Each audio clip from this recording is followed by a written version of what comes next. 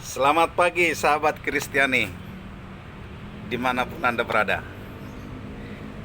Pagi ini saya akan coba suarakan tentang Tritunggal. Ini ada, kita santai aja ya. Ini saya bicara di bawah pohon jambu di depan gubuk taman saya. Saudara Kristiani, Tritunggal ini adalah topik yang selalu asik diperbincangkan. Kenapa? Karena termasuk topik bebas. Kita tidak perlu merasa takut untuk mengungkapkan keyakinan kita tentang Tritunggal ini, karena ini adalah pemahaman kita tentang bagaimana Allah Bapa, Yesus, Tuhan, dan Roh Kudus bekerja secara bersama, bekerja dalam satu kuasa ya, satu misi. Dan seringkali orang mengartikan ini tiga wujud satu kuasa gitu kan, tiga wujud satu kuasa. Dan untuk tulisan Tritunggal ini kita nggak usah cari di Alkitab, kita tidak akan menemukan itu, karena ini adalah bagaimana orang menyimpulkan bagaimana Allah Bapa, Anak, dan Roh Kudus bekerja bersamaan dalam misi keselamatan, dalam memenangkan dunia, seperti kayak gitu. Jadi pagi ini saya mau angkat ini. Dan kalau cara saya memaparkan dan pemahaman saya berbeda dengan Anda, saudara Kristiani, itu tadi yang saya bilang, justru menariknya di situ. Justru menariknya di situ karena Tritunggal ini kita bicara tentang keyakinan gitu, pemahaman dan keyakinan. Ini kita tidak bisa dapatkan secara letter di Alkitab, di firman Tuhan. Itu yang membuat menarik. Itu yang membuat menarik. Jadi bagaimana kita selalu di dalam diskusi-diskusi kita, di dalam gereja atau pembicaraan biasa tentang Tritunggal ini, ada banyak orang memberikan pemahaman,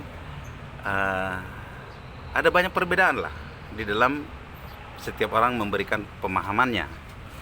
Dan apakah itu wajar? Wajar. Karena kita kan bicara iman, kita kan bicara pemahaman, kita bicara tentang pengenalan kita akan ini sangat dipengaruhi akan dalam pengenalan kita tentang Allah itu sendiri, pengenalan kita tentang Yesus itu sendiri, pengenalan kita tentang Roh Kudus itu sendiri. Jadi siapa saja sah saja. Anda dan saya tidak harus perlu menulis satu buku untuk mengungkapkan keyakinan ini, untuk mengungkapkan pemahaman kita tentang Tritunggal ini. Karena kita pun tidak sedang mengajar orang, kita tidak sedang memaksa orang untuk ikut dengan pengertian kita, tidak. Kita hanya memaparkan keyakinan kita agar orang mengenal apa yang kita yakini gitu kan, agar keluarga kita mengenal apa yang kita yakini gitu. Itu penting. Ini saya selalu bilang penting. Dalam poin-poin penting memang saya harus bilang penting. Seperti Allah kita, dia memperkenalkan dirinya nggak sebagai Allah? Iya, dia perkenalkan dirinya. Yesus, dia memperkenalkan dirinya nggak sebagai anak Allah? Dia memperkenalkan dirinya. Kalau nggak, kita kan nggak kenal kan. Nah, ini adalah bagian kita sebagai murid Yesus juga, sebagai seorang Kristen juga. Siapa iman kita gitu kan? Apa yang kita pahami, apa yang kita yakini. Nah, itulah kebebasan. Jadi bagi saya sih, saya tidak pernah berpikir terlalu jauh. Apakah Anda akan ikut apa yang saya yakini? Apakah Anda akan membenarkan saya? Atau bahkan Anda tidak setuju dengan saya? Atau Anda akan hate ya, atau benci mungkin? Ya nggak tahu lah, namanya manusia ya. Kalau nggak setuju, banyak itu orang-orang teman-teman, jangankan di luar Yesus ya, orang-orang yang percaya Yesus pun kadang kebencian itu bisa muncul kalau kita tidak sepaham dengan dia. Nah itu dia benci kita karena kita nggak mengikuti iman dia gitu loh. Lah, kadang saya bingung, emang dia Tuhan gitu ya? Kalau ada di antara Anda, saudara seiman, sahabat Kristiani yang memiliki sifat seperti itu, saya bilang Anda harus berubah. Pola pikir Anda harus berubah. Kita nggak siapa-siapa kan? Kita semua kan dihakimi Tuhan. Jangankan Anda dan saya manusia biasa, nabi aja dihakimin Tuhan. Malaikat aja pun dihakimin Tuhan. Jadi tidak ada alasan kita untuk membenarkan diri. Gak ada alasan kita untuk menghakimi orang. Gak ada alasan kita untuk menyatakan lu salah, gue yang benar. Gak ada. Satu-satunya yang kita bisa lakukan adalah share. Kenalkan dirimu. Siapa kamu? Apa imanmu? Sebanyak apa kamu mengenal Tuhan?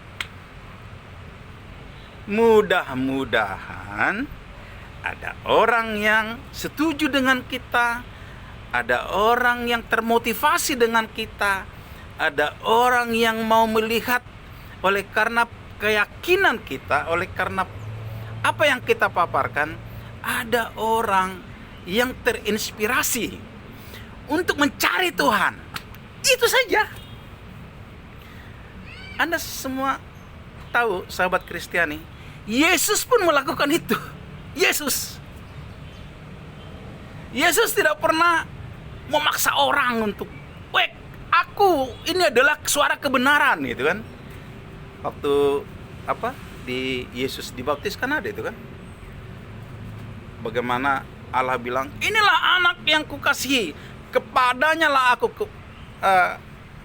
berkenan, ikutilah dia adalah kebenaran. Padahal itu udah dibilang loh.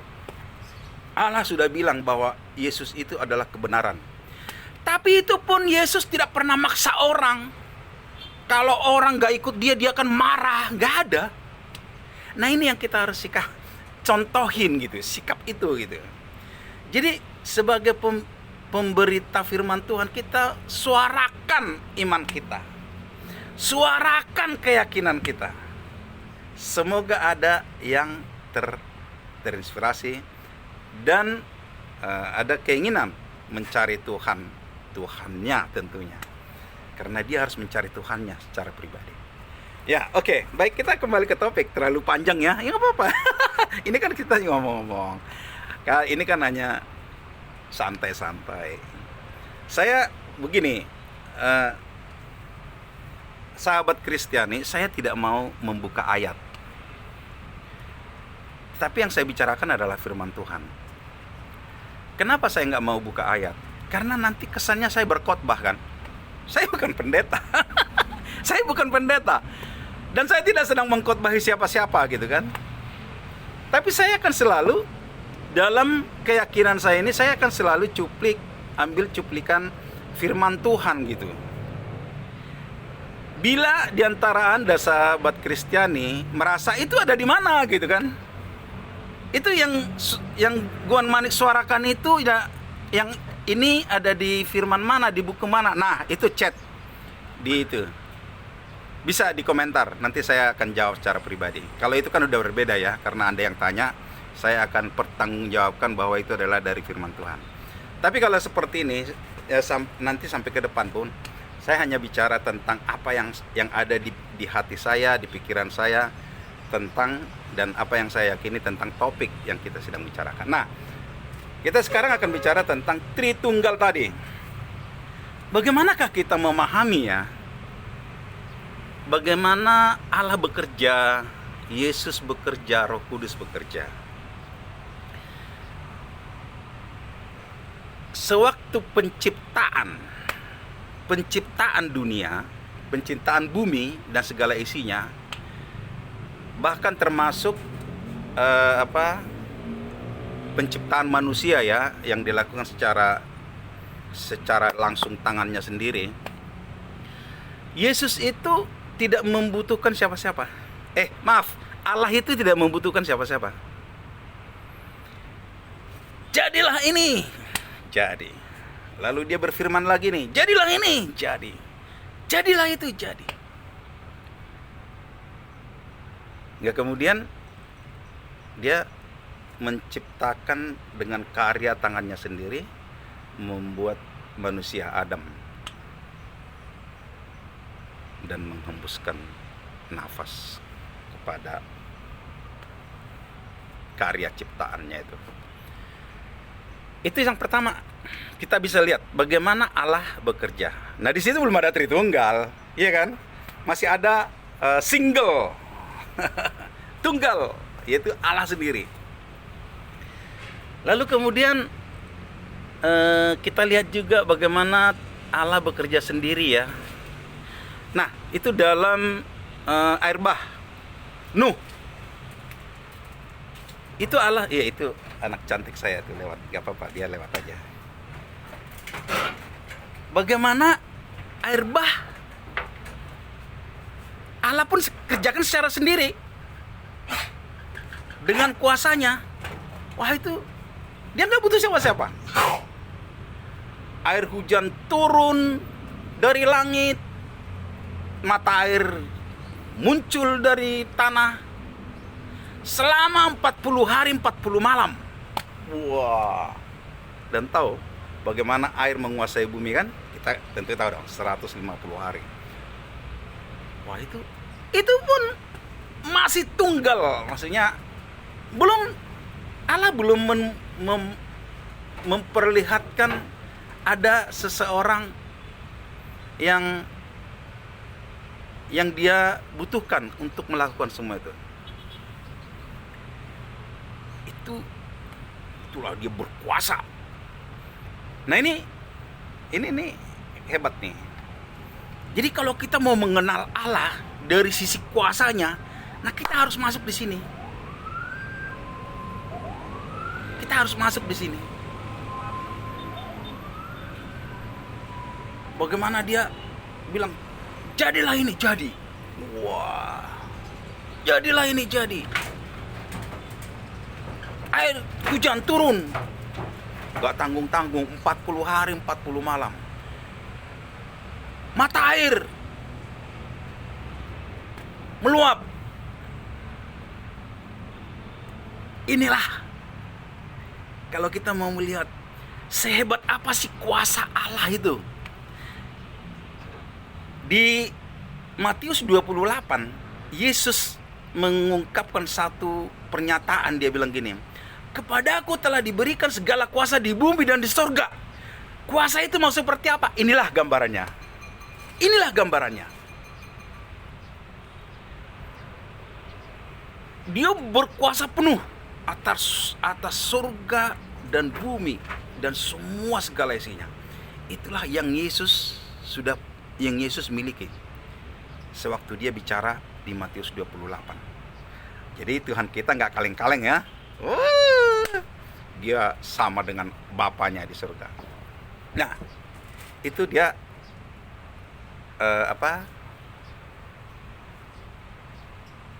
Begitulah Allah bekerja sendiri di air bah.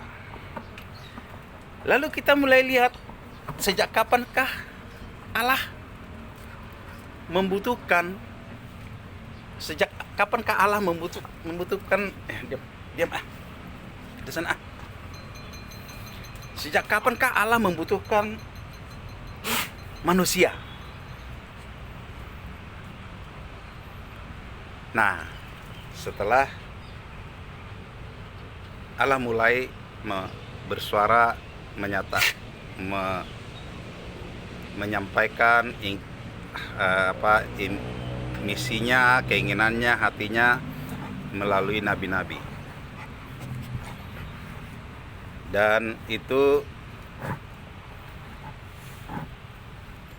ya itulah mulai daripada Musa, Nabi Musa, Yesaya,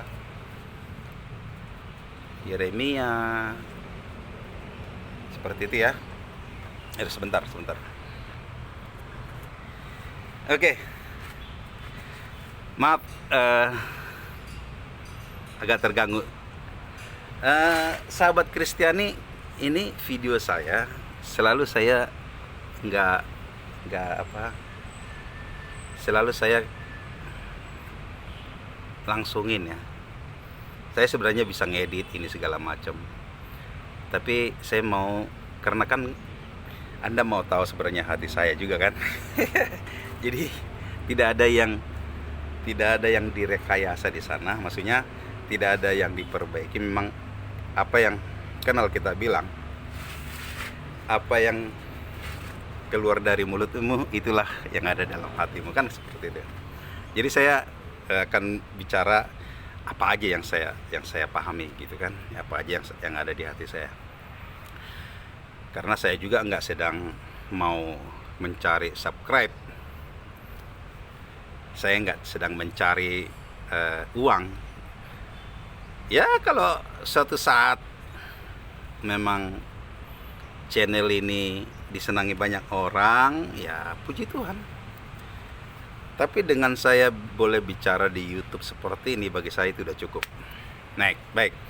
Oke, jadi tadi dalam penciptaan sampai kepada air bah itu Allah bekerja sendiri. Hingga kemudian kita bisa melihat bagaimana Allah memakai Abraham, Allah memakai Musa, Yosua, Nabi Yesaya, Yeremia, dan Daud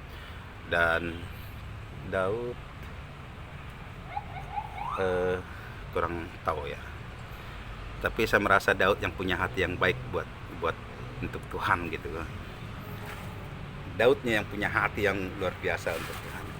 Tapi nggak tahu, saya juga nggak terlalu ini. Tapi yang kalau kita lihat Nabi Yeremia memang suara Tuhan yang disuarakan. Yesaya kan seperti itu. Abraham adalah janji Tuhan. Nah, di situ dia udah mulai ada manusia. Tapi apakah di sini sudah ada itu, sudah bisa dibilang dui tunggal? Enggak juga, belum. Dui tunggal itu apakah iya? Kalian nggak ngerti juga ya? Saya nggak ngerti juga deh. Karena Allah sudah pakai manusia toh, sudah pakai nabi kan? Nggak ngerti. Sampai di situ saya nggak terlalu. Ini baru kepikiran aja saya dui tunggal itu. Oke. Hingga sampai dia kepada Yesus. Nah, kenapa kita titik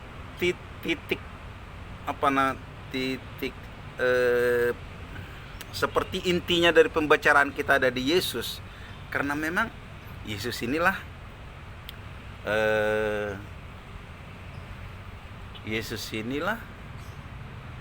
sebagai inti daripada kisah atau sejarah atau kuasa daripada kekristenan. Apa itu yang tepatnya? Oke, seperti itulah. Jadi sahabat Kristiani, sampai di perjanjian lama seperti itu ya. Tadi pertanyaan saya, apakah itu bisa dibilang dui tunggal? Allah memakai manusia, saya nggak tahu.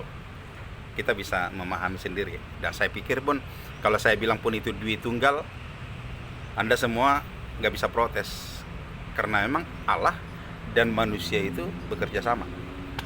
Yesaya, Yeremia, semua bekerja sama untuk menyelamatkan manusia. Ya, jadi sebenarnya segala ini kan sebenarnya tidak ada sangkut pautnya topik ini dengan siapakah Yesus yang berjilid-jilid itu nanti. Tapi sebenarnya ini semua ada kaitannya. Semua ini ada kaitannya. Untuk ini kalau Anda mendengar masuk kepada episode pertama, kepada hati Allah, kita bisa juga semakin mudah memahami Tritunggal ini. Baiklah, itu sampai di situ Perjanjian Lama. Kita masuk sekarang di Perjanjian Baru, yaitu dengan Yesus. Yesus pun kalau kita bicara misi, kita hanya bicara misi di usia Yesus setelah 30 tahun. Setelah dia menjalani misinya. Ada di mana di usia 12 tahun itu hanya cerita. Dia belum ada misi di situ. 12 tahun dia ketemu dengan ahli-ahli Taurat ya, oleh para guru-guru, ada dikelilingin banyak orang, tapi itu hanya menunjukkan bahwa itu Yesus adalah kecil-kecil sudah menyuarakan kebenaran gitu kan. Itu sudah mulai memperlihatkan bahwa Yesus itu adalah kebenaran, suara kebenaran. Gwan Manik suara keyakinan. Harus dibedain ya. Yesus adalah suara kebenaran, Gwan Manik adalah suara keyakinan. Jadi beda jauh. Yesus nggak bisa ditentang, tapi Manik boleh. Lu mau maki juga boleh. Oke, balik. Jadi setelah Perjanjian Lama, masuklah kita di era Yesus. Nah, sampai Yesus bekerja, pertanyaannya, sudah ada belum Roh Kudus? Ya kan pastilah, karena kalau kita nanti memahami Roh Kudus itu ya, Roh Kudus itu kan firman itu sendiri, Allah itu sendiri. Cuman maksud saya, Roh Kudus yang dimaksud di Tritunggal ini sudah ada belum gitu? Karena Roh Allah sudah ada sejak dahulu kala. Yang kita bicara adalah dalam topik Tritunggal ini, yang kita yakinin ini, Allah Bapa, Anak, dan Roh Kudus. Sudah ada belum Roh Kudus? Kalau dalam konteks ini belum. Menurut saya, friend, bro, sahabat Kristiani, menurut saya. Kenapa? Karena ada Yesus gitu loh. Apakah Yesus bekerja sama dengan ada di sana Roh Kudus, ada di sana Yesus? Enggak. Pada zaman Yesuslah center, pusat, tunggal, satu-satunya yang menyuarakan kebenaran. Gak ada suara yang lain. Nah, sampai di sini juga, apakah kita sudah bisa bilang Dwi Tunggal? Allah dan Yesus. Kalau saya bilang, kenapa tidak? Why not? Emang benar kok. Yesus sudah bekerja, mengerjakan misi Allah, ya kan? Oke lah, tapi kan kita bicara topik Tritunggal. Lalu kita ikutin terus ceritanya di dalam ajaran-ajaran saya. Yang ini saya cari lama, tapi dia seperti Yesus bilang begini. Kalau pohonnya tidak mati, buahnya itu tidak akan menjadi bibit gitu. Saya lupa di mana itu, saya cari setengah mati, nggak ketemu saya. Tapi seperti saya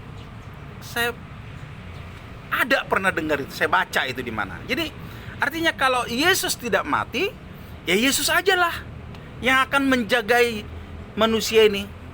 Lalu siapa aja yang bisa dijaga? Ya di sekelilingnya aja. Bisa nggak Yesus menjaga kita di sini sekarang, di dunia luar, di dunia barat, di tempat yang lain? Nggak bisa. Yesus hanya bisa menjagai, hanya bisa melakukan sesuatu untuk orang-orang di sekelilingnya. Itu sebabnya sewaktu Yesus hidup, Ada orang yang di sana sakit, dia harus pergi ke sana. Ada orang di sana yang butuh dia harus pergi ke sana. Ini di sini dia masih Yesus tunggal yang menjalankan misi Allah, misi keselamatan manusia. Jadi itu penting tadi sebutannya ayat itu. Tolong sahabat Kristiani yang tahu ayat itu di mana, tolong dibantu saya itu dibuat di komen gitu. Saya butuh banget itu. Saya coba cari. Saya nggak tahu, nanti saya harus baca lagi lebih teliti ya. Itu seperti itu di perumpamaan. Jadi kalau Yesus satu tidak mati, dia hanya sendiri. Nah, ketika Yesus mati di kayu salib,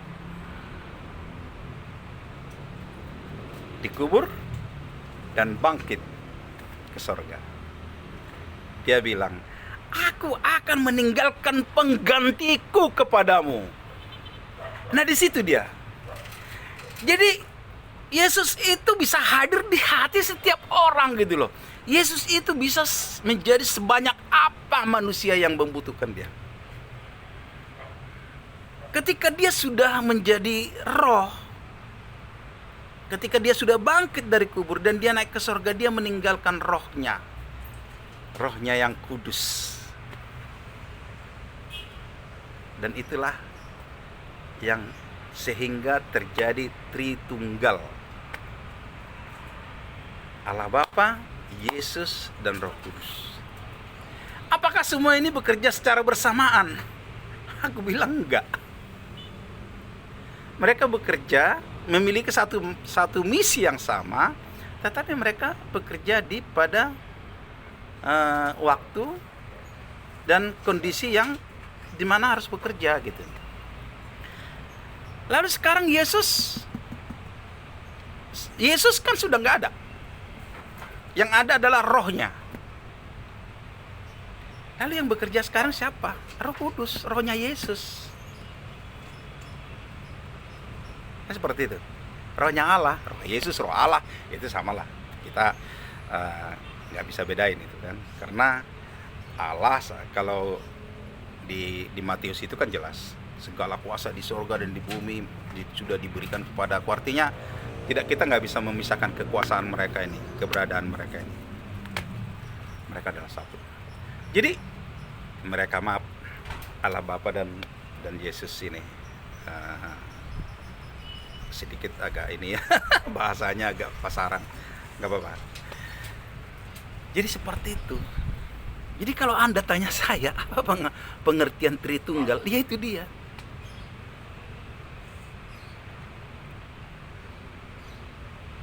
Tritunggal adalah 3 wujud menjalankan satu misi pada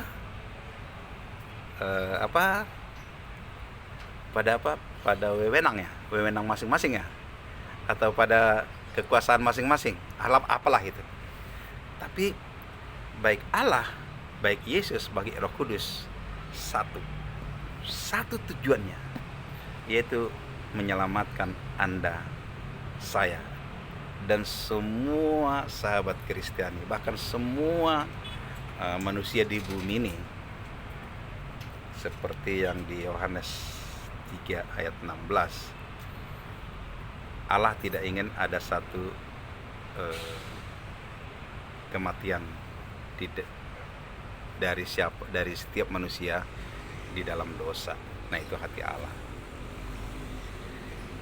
Jadi inilah yang saya pahami tentang Tritunggal. Itulah yang saya pahami tentang Tritunggal. Bahwa Allah Bapa, Allah Anak, Roh Kudus bekerja bersama.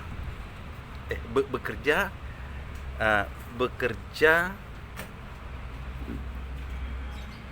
sama ya.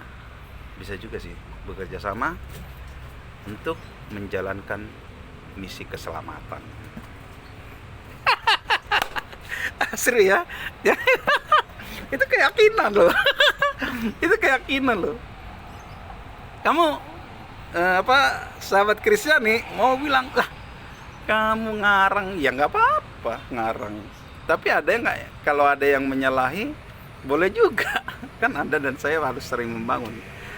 Kalau ada yang melanggar firman di situ, ya boleh Anda tegur, Anda kasih tahu, itu enggak loh, enggak ini. Ya nggak apa-apa. Kalau memang keyakinan Anda itu sesuai dengan firman Tuhan dan saya melihat ada masalah di dalam pemahaman saya, saya pasti mengikut Anda, mengikut keyakinan Anda, maaf. Saya tidak akan mengikut Anda, saya mengikut Yesus. Saya mengikut Yesus aja. Ya. Jadi sebenarnya mudah nggak firman Tuhan untuk kita pahami? Aku bilang enggak. Tapi bisa nggak? Bisa. Karena Allah yang memberikan pemahaman untuk itu. Apakah semua orang memahami hal yang sama? Enggak.